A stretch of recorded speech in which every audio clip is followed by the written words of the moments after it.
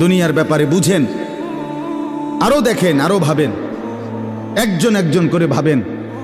দুনিয়া আরো যদি সাজান, খোদার কসম ক্ষণিকের ক্ষণিকের ক্ষণিকের অল্প সময়ের দুনিয়া চমৎকার সাজাইয়াও তৃপ্ত হইতে পারবেন না, তৃপ্ত হইতে পারবেন।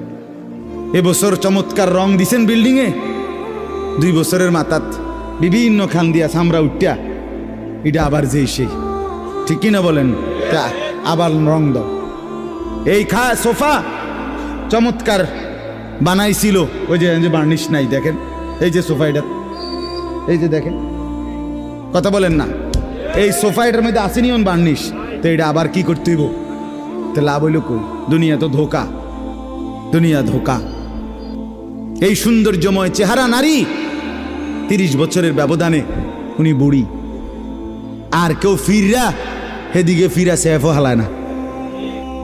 আজ যেই যুবতী, যেই বেহায়া নারী, বেপর্দা মহিলা বাজারে বাজারে ঘুরতো, যৌবন, আরে সেটা তার সম্পদ না, তারটা হইলে তো নিজের হইলে তো সে কখনোই বুড়া হইতো না। আল্লাহ তাআলা বলছে, আমি যখন যৌবন শেষ করে দিলাম, তো এখন আর কোন পুরুষ তার দিকে ফিররা